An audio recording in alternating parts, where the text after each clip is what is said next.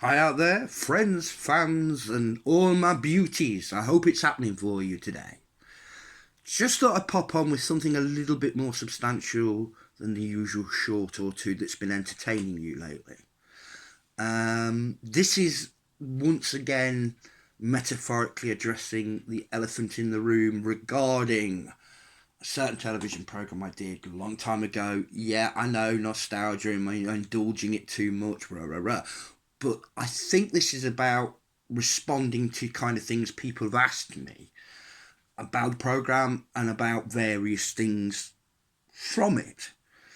One of the big things that I were asked and people debate was it real? Well, yes, it was. It wasn't a spoof thing.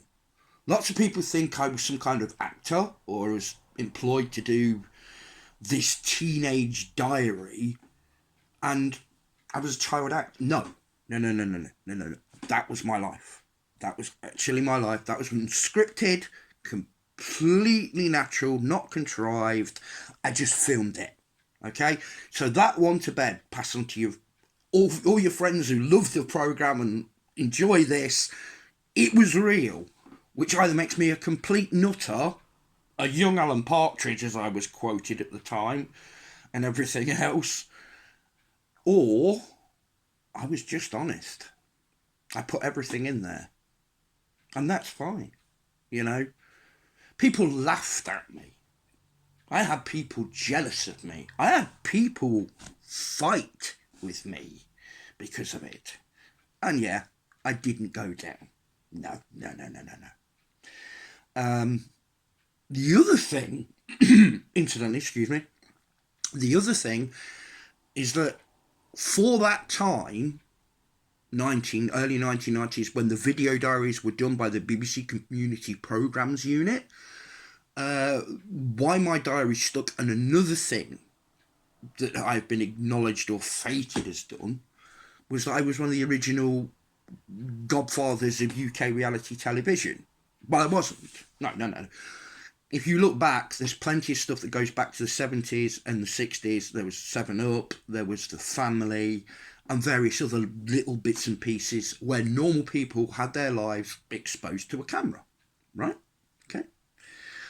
And the point being with mine is why it stuck. Why, for whatever reason, 2.2 million people watch first original versions. Obviously, it was because of the belief and legacy of rock and roll. It was wanting to be a rock and roll star, wanting to be a heavy metal warrior with my mates, put a band together, and let's do the show right here. None of that was contrived either. I'd already been playing the guitar for a little while, even though it was really, really badly. But I'd already put the idea into process about wanting to put a band together of my own. You can see how nuts I was about metal, right? And also, still am, right? That was a universal thing. Because when you were 15, 16, 17, you didn't say to yourself, you know what, I want to grow up, or I want to leave school or leave university, and I want to be a chartered accountant, or I want to be a warehouse operative. No. We had dreams, right? We all had dreams. We wanted to be bigger than life. We wanted to be footballers. We wanted to be rock stars, racing drivers, movie stars, authors. We had big dreams, right? Life, unfortunately, takes those dreams away. As we grow older, we realise that only a fortunate few are called. Yeah, that sounds a little bit... yeah, that's a little bit ironic. I'm not saying I was one of the fortunate few called, but for the actual video diary, the Teenage Diary series, I think if I remember, Bob Long, who was in charge of the whole unit, told me about 450 odd different teenagers applied, and I was one of 8. So, there you go.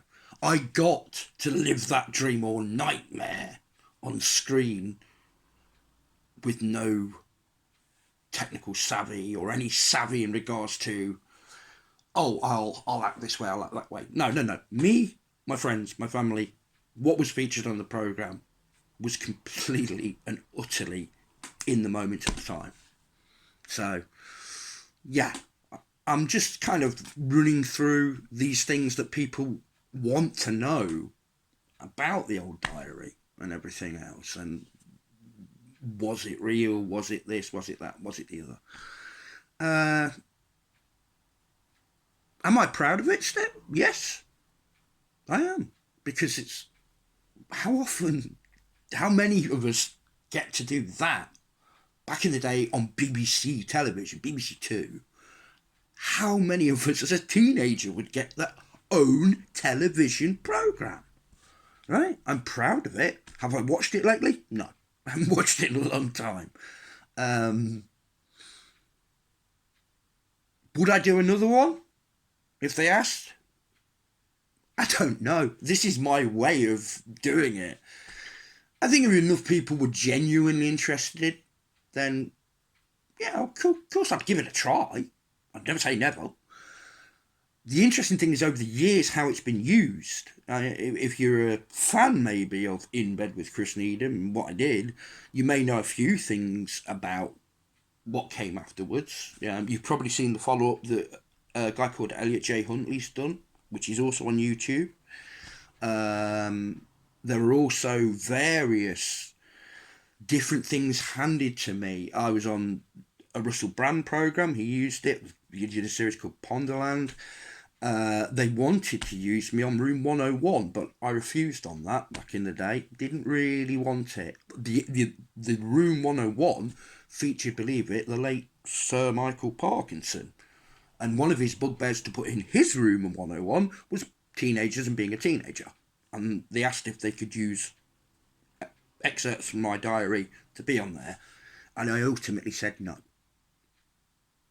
Because didn't want it. No, I'm alright. Various random people from various networks have been in touch with me and the BBC again and said that we'd like to put it on an archive thing. Would you have a problem? No, not at all. It's already in YouTube. People have done it. Oh, incidentally, the full YouTube version here has nothing to do with me. If you go to see it, that's a fan. And there's another one which is in separate segments. If you, for the younger among you who can't manage to cope with a whole 50 odd minutes of me or however long it is. So, I know you enjoy it out there, so cool. If you want to keep watching, keep watching. Every once in a while. So that addresses, I think, about everything I wanted to say today. Have a good one. Look after yourselves out there. Stay metal. Always stay metal.